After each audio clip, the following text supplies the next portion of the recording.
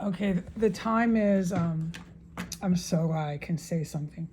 12:54 p.m., December 2nd. So the sirens just rage here. I'm going to try to do this by not plugging my ears and not putting the sound machine on. But the sirens literally don't stop. There'll be like a few seconds or a few minutes where there's a break and then they're back. It is, yes, maddening. It makes a person mad. Yeah, you feel disoriented and all the rest if you sat with swirling, screaming sirens around the clock, okay? But I don't want to plug my ears. And I don't want to set this down, the phone down, because then it muffles the mic. So I want this to be clear as much as I can. And I know I have a tendency to ramble. It's a reaction to fear. I ramble. All right. So I probably wouldn't be the best agent for covert silent missions, but I can be. It's normal. It's a human ability, which I have, just like everybody else. When you really need to be quiet because it's that dangerous, trust me, I can. I'm not incapable. I have displayed this multiple times, but my tendency when I'm afraid is just to ramble, and babble, and ramble and babble, which is what I'm doing right now. So what I want to say, I'm so grateful to God I can. It helps so much to put it onto the internet instead of just keeping it inside of this room, inside of this house, inside of this terrace compound. All right? This is what I'm going to say, and it needs to be as clear as day to be understood. So I'm going to not plug my ears, not set the phone down, not put the sound machine on, and I'm going to say it clearly. There is something distinctly wrong with the domestic terrorists in Washington, D.C., along with their U.S. military and the people that are domestic terrorists, as everyone has witnessed, because I reported it so good. They've witnessed how they live in different areas, different houses around the town. They live in that apartment building on 16th and S. They're packed in there, and they're packed up and down this street. So there's a dense population of active, violent, domestic terrorists that have come into the population of Washington, the capital, okay? Many of those people who are engaged in terrorism are engaged in espionage, so on and so forth, capital crimes, the litany, the myriad, the entirety of these crimes. And they work for any sort of bureaucracy or agency, okay, within our government. We are in the capital, so I don't need to do a schooling here on what a capital of a nation consists of, why it's a capital of their country. This is the capital of the United States. I don't need to explain for schooling, social studies here, what happens in the capital, what kind of people live there, what kind of people work there. I that's way off the point. And I have a tendency to ramble, so it's better that I don't. The reason why I'm rambling is I am scared. All right. Here comes massive mufflers. It never fucking stops. It's six-wheeled and these gigantic eight-wheeled. Six-wheeled, it might not be six-wheeled. I'm not the best with mechanics. I'm not a truck driving girl. But it's these gigantic cars. Everything and anything's on the roads here, along with like a quadrillion mopeds, a quadrillion. Motorcycle gangs that are very organized, though. Motorcycle gangs are organized, and you can tell they work in ops with one another. Oh, it's fucking clear as day.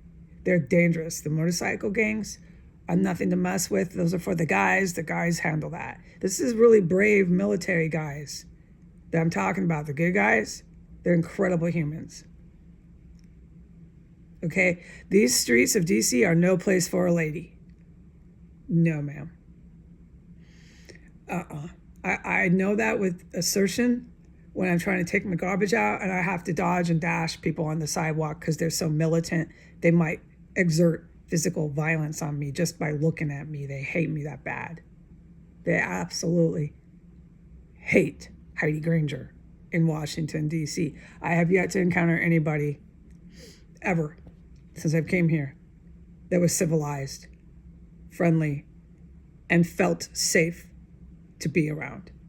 Not one fucking person.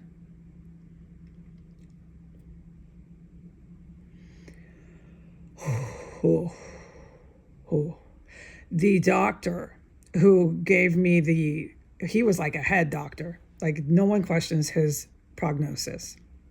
He signed me off as not mentally ill, not in psychosis, not psychotic, so on and so forth. I did a litmus test in there. It was really grueling. I was very pissed. But I got a lot of information after sitting and watching all the perps in there who thought they were so cute and smart to pull that crap at MedStar Hospital. The doctor was even nervous. Not of me. I actually liked him and I still speak highly of him. I can't I couldn't face the top generals and say there was anything wrong with him. But no, I couldn't. I have to be completely and utterly honest with the top generals. So I just couldn't. I'd have to say, well, look, if something was wrong with him, it got past me, man. But even that top doctor at that hospital who gave me the prognosis, which is obvious, I'm not psychotic, I'm not mentally ill. Okay, but anyways, even I sensed this. It's psychological. Yeah, we sense things about people as human nature, as social science behavior. Even he was nervous, guarded, on edge. Well, granted, what I witnessed going on in the hospital, duh. It wasn't with me, it was just the environment we were functioning in, him and I, which is what I witnessed, but I can't talk about it on the internet. It's military information. So when I say I have yet to meet anyone in the capital of Washington, the capital of America, Washington, D.C., let me just call it D.C., okay? We know what the city is. When I say I have yet to meet anybody in this city that I felt safe, happy, warm, good feelings around, I fucking mean what I have said. I have not met. Everyone here is so fucking evil. What they're doing in their hospitals is fucking war crimes, dude, that I've got to not talk about, and I must shut up.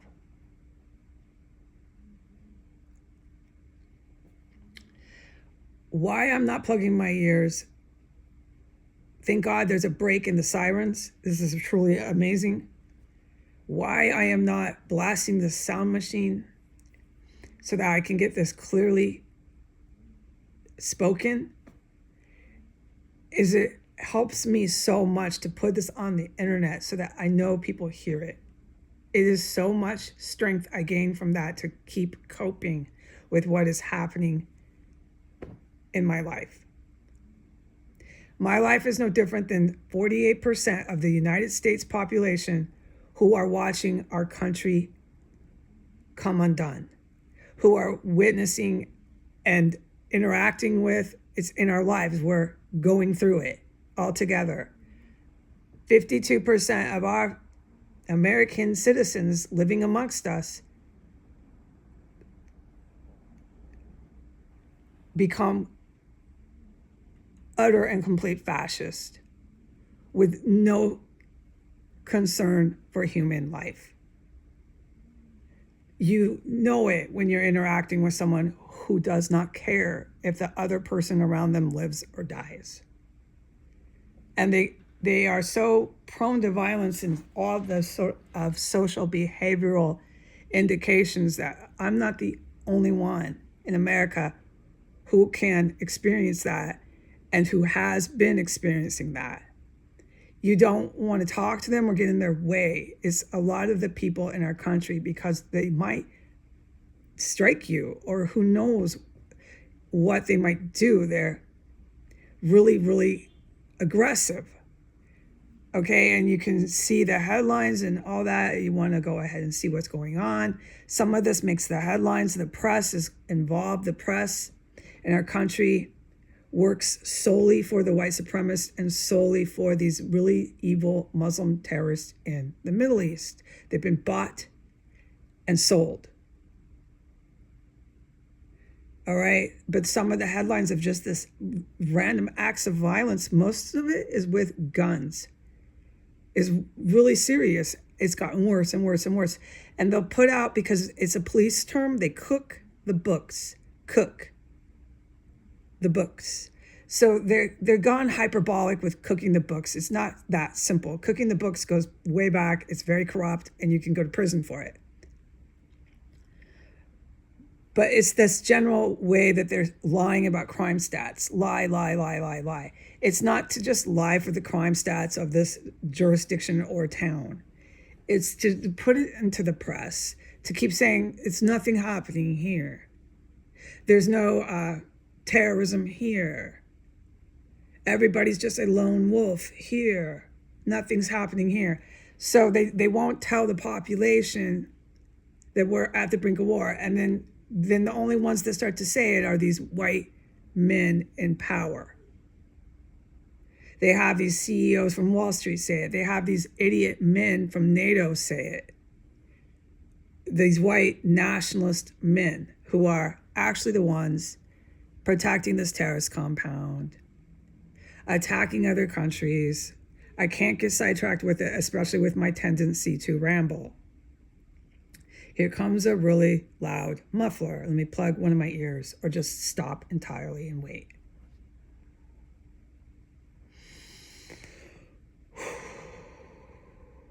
Oh my God. Okay, what I need to get over so I can at least document this in history. Let me just wait. Here comes another muffler.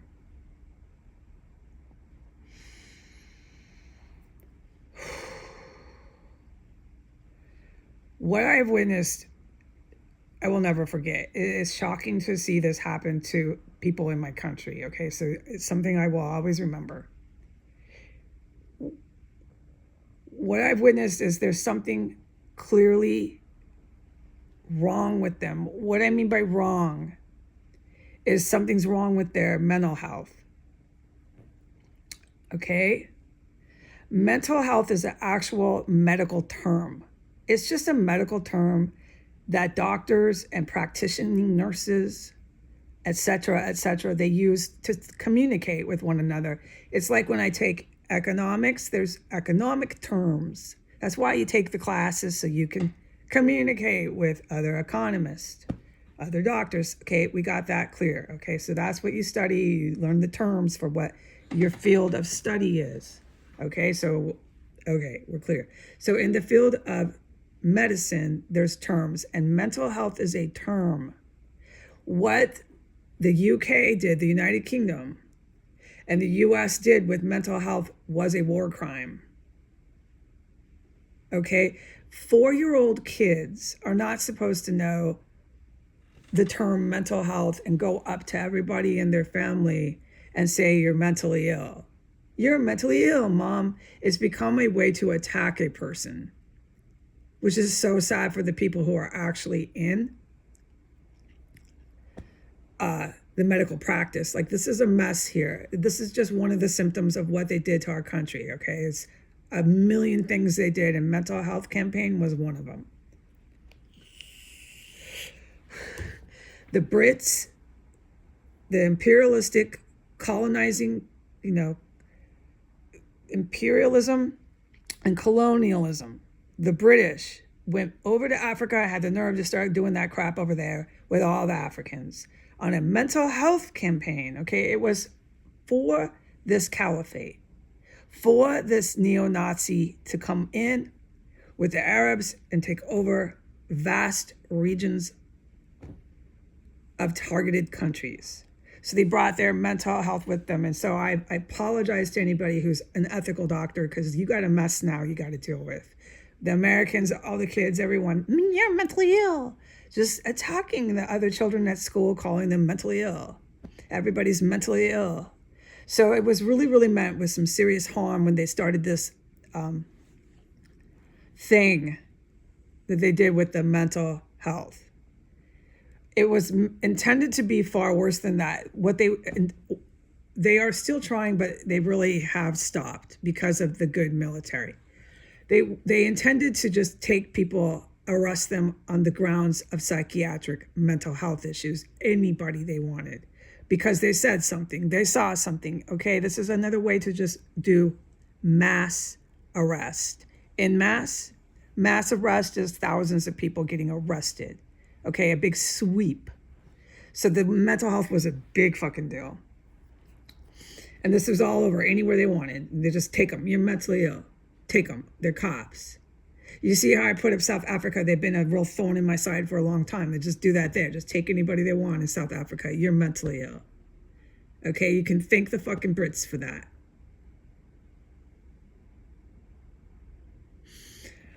All right.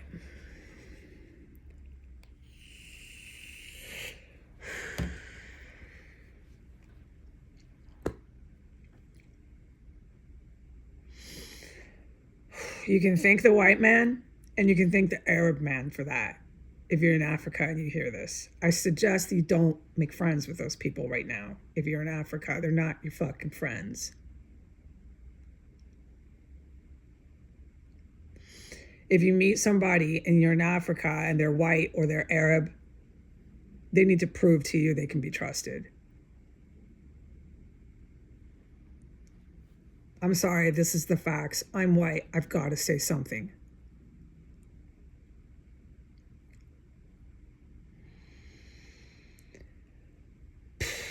It won't always be that way, okay? There's going to be really nice white people that you're going to meet someday if you're in Africa, and you're going to know they're great.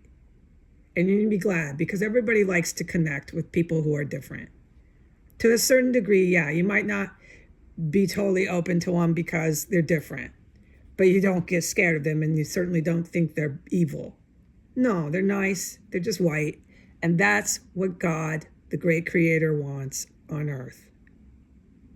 We on planet Earth do not need to be afraid of one another.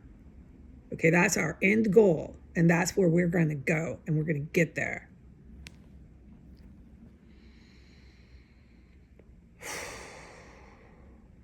What I want to say clearly is there's something so clearly wrong with the people here. It's a mental health issue, and it's stark. So I don't get out a lot because of the combat, the conflict. We know what's happening in here. We know how destitute and impoverished I am. I don't have money to get on a bus. I'd have to walk. When I walk on the sidewalk, may I repeat how militant they are. If I don't move, they'll fucking shove me. And who knows what else they might do. It's not a place for a lady to walk in this city. I do not intend to cruise the sidewalks here. This is no place for a lady. I mean what I say. We can talk about all that stuff another day. All right? Because of the dead bodies, because of the manufactured chemical stenches, because of everything that's been going on, there's a whole world that's been going on around me outside of this compound, this ISIS terrorist compound. Okay?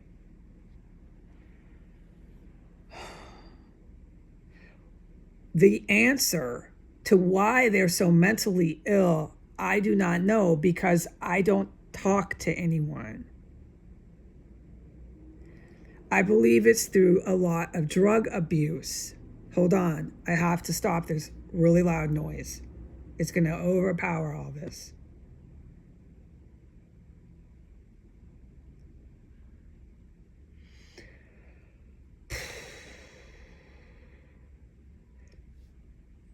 All right, this is what I've deduced. Now, definitively, in conclusion, I don't know. Okay, what's wrong with them? But they don't stop here, and they don't stop in the town, and they don't stop in our government. They're going to keep doing just mind-blowing illegal actions. We can talk about these actions later. It's obvious. They're going to keep doing it. They're going to bring utter destruction here. But the whole time, they're going to believe nothing can happen to them, which is what I've witnessed here. They keep coming and coming, and I witnessed the most intense combat and conflict. The house will be filled up with corpses. I can't say how much.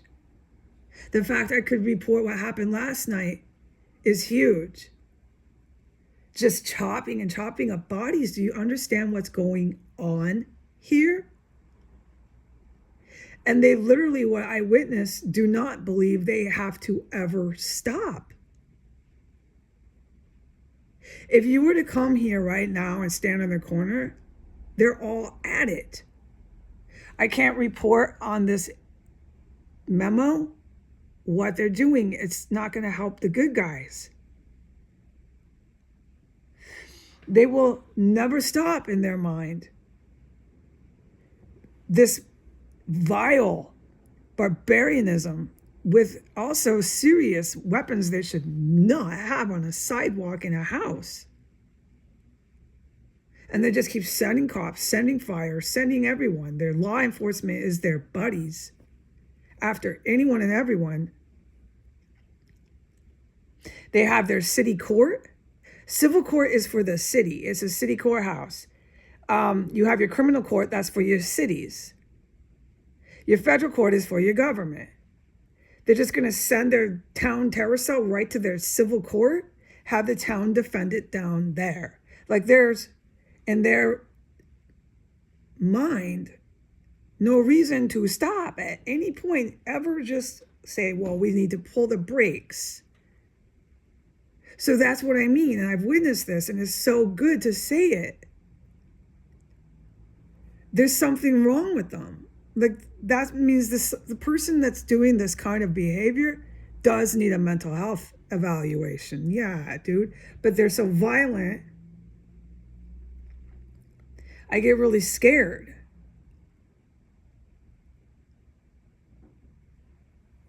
And then what I witnessed in here and what I witnessed around the vicinity, I can't report. So I have fucking cause for concern. They will literally not stop here. They have no fucking intentions of it. And they're not going to stop with everything else that you can read in the paper that they choose to publish. Although half of it is intentionally misinformation. It's misinformation or disinformation. I have to plug my ears. Their mufflers here are so fucking horrific. Hold on, I'm just going to breathe.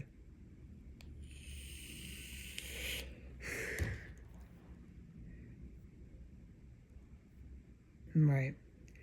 I'm going to close with this. With what I've witnessed here and how they keep bringing all their babies everywhere around here, little toddlers, and this is just shocking and horrifying. They don't care about human life. You know it when they're doing that. They'll bring their own fucking children or grandkids or whoever, however they're getting these kids to bring them around here. No matter what. No matter what they're smelling, no matter what's going on, they bring innocent children around here by the droves now.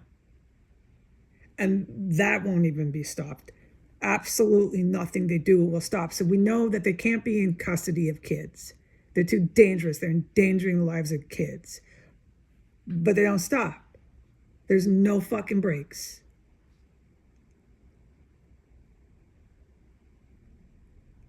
They're still, oh yeah, everyone's yelling, shouting.